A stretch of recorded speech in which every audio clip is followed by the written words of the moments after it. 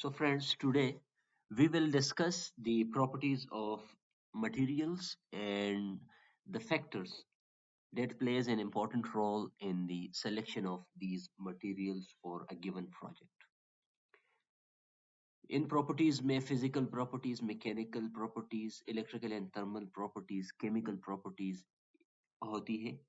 और इनके अलावा इकोनॉमिक फैक्टर्स होते हैं प्रोडक्शन या फिर कंस्ट्रक्शन ऑफ दैट मटेरियल कहाँ पर बन रहा है कहाँ पर कंस्ट्रक्ट हो रहा है एस्थेटिक प्रॉपर्टीज जो कि आर्किटेक्ट की रिक्वायरमेंट होती है और इसके अलावा एम्फेसिस हमारा किस चीज़ पर है डिज़ाइन पर है या फिर स्ट्रक्चर डिज़ाइन पर है आर्किटेक्चरल डिज़ाइन पर है हमें इकोनॉमिकल चीज़ चाहिए what kind of product we need और last but not the least client की जो नीड्स है रिक्वायरमेंट्स है डिमांड्स है उनके मुताबिक हम मटेरियल को चूज करते हैं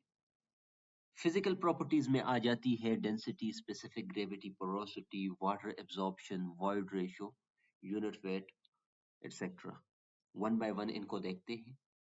डेंसिटी एज यू नो आपने कॉलेज लेवल पर पढ़ा होगा मास per unit volume of material जितना एक मटेरियल की डेंसिटी ज्यादा होगी उतने उसकी गिवन वॉल्यूम में उसका मास ज्यादा होगा for example a given volume of water is lighter than a given volume the same volume of sand अगर एक सेम वॉल्यूम का आप सैंड और वाटर ले तो सैंड हेवी होगा next is unit weight the same thing is density but a bit different weight per unit volume आ जाता है ये एक लोड एप्लीकेशन में काफी अहम रोल अप्लाई करता है जिन चीजों के यूनिट वेट ज्यादा होते हैं उनका लोड भी ज्यादा होता है नेक्स्ट प्रॉपर्टी इज पोरोसिटी जिसको हम एन से रिप्रेजेंट करते हैं ये रेशो है वर्ड्स और टोटल वर्ड्स के वॉल्यूम और total volume of the material के दरमियान फॉर एग्जांपल ये अगर एक मटेरियल है इसका अगर हम टोटल वॉल्यूम लें इसके वर्ड्स जो है इनका वॉल्यूम ले इनके वर्ड्स के वॉल्यूम से इस टोटल वॉल्यूम को डिवाइड करें including the words in words को इंक्लूड करते हुए टोटल वॉल्यूम में वर्ड्स के वॉल्यूम और इसके जो सॉलिड हिस्सा है उनका वॉल्यूम सब आ जाता है so then it would be called porosity अब अगर हमने वॉइड रेशियो मालूम करनी है so void ratio is the volume of voids divided by the volume of the solid part और द सॉलिड पार्टिकल्स मतलब क्या हुआ कि इन वॉइड्स के वॉल्यूम को हम मालूम करेंगे और फिर उसको डिवाइड करेंगे इन सॉलिड पार्ट के वॉल्यूम से जिसमें वॉइड्स का वॉल्यूम शामिल नहीं होगा सो इन दोनों में आप उम्मीद है कि समझ गए होंगे कि क्या फर्क है एक में पोरोसिटी में जिस वॉल्यूम से हम डिवाइड करते हैं वो टोटल वॉल्यूम होता है इंक्लूडिंग द वर्ड्स और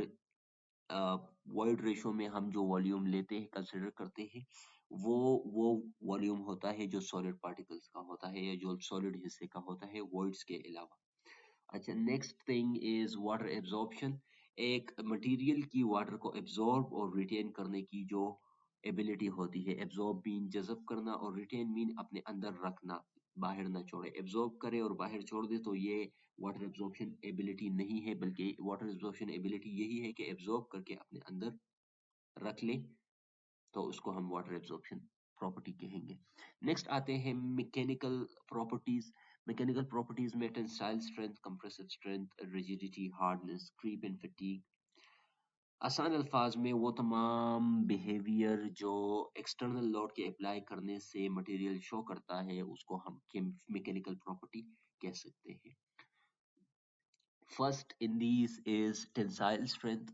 यानी कि एक मटेरियल को अगर आप टेंशन में ले आए मतलब इसको आप पुल करें सो पुल करने से मटेरियल ब्रेक करने की कोशिश करेगा as you can see here और उस इस ब्रेक करने के खिलाफ जो रेजिस्टेंस मटेरियल में हो उसको हम टेंसाइल स्ट्रेंथ कहेंगे on the other hand compressive strength is totally opposite of the tensile strength अगर आप किसी मटेरियल को कंप्रेस करेंगे तो वो उसे कंप्रेशन उसको तोड़ने की कोशिश करेगा और उस कंप्रेशन के खिलाफ जो रेजिस्टेंस है वो कंप्रेसिव स्ट्रेंथ कहलाएगा next is the rigidity which is the ability to resist deformation سو اگر ایک باڈی پر آپ فورس لگائیں گے اور اس لوڈ کے نتیجے میں وہ اس کی شیپ میں کوئی چینج آئے گا، ڈیفارمیشن آئے گی، سو دیٹ ڈیفارمیشن کو ریزسٹ کرنے کی جو ایبلٹی ہے وہ ریجیڈیٹی، مطلب جو زیادہ ریجڈ مٹیریل ہوگا وہ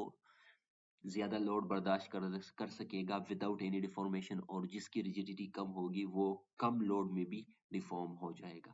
Here you can see that metal is less rigid than ceramic, fine ceramic. Next thing is abrasion, hardness sorry. So abrasion کے خلاف جو resistance ہے، abrasion means scratch وغیرہ جو آتے ہیں کسی بھی مٹیریل پر. آپ نے سنا ہوگا کہ diamond is the hardest material on the face of earth، مطلب ڈائمنڈ ہارڈس ہے، اس پر اسکریچ لے آنا آسان نہیں ہے. سو آپ اگر کسی ہارڈ چیز سے کسی دوسری چیز کو اسکریچ کرے اور اس پر اسکریچ آسانی سے آ جائے، سو آپ سمجھ جائے کہ اس کی ہارڈنس کم ہے. Next thing is fatigue. So آپ لمبے عرصے کے لیے ایک مٹیریل کتنا لوڈ لے سکتا ہے. آپ اگر ایک مٹیریل کو بار بار یوز کرتے جائیں so first of in the first few days of its use وہ اس کی کنڈیشن اچھی ہوگی، بٹ جیسے جیسے وقت گزرتا جاتا ہے سو کنٹینیوس ریپیٹڈ لوڈ کے لگنے سے اس میں ویئر اینڈ ٹیئر آ جاتا ہے، اور اسی کو ہم فیٹیگ کہتے ہیں. اور اسی کے خلاف جو ریزسٹنس ہے اس کو ہم اسی ایبلٹی کو ہم فیٹیگ ریزسٹنس یا پھر اس طرح کے نام دے سکتے ہیں.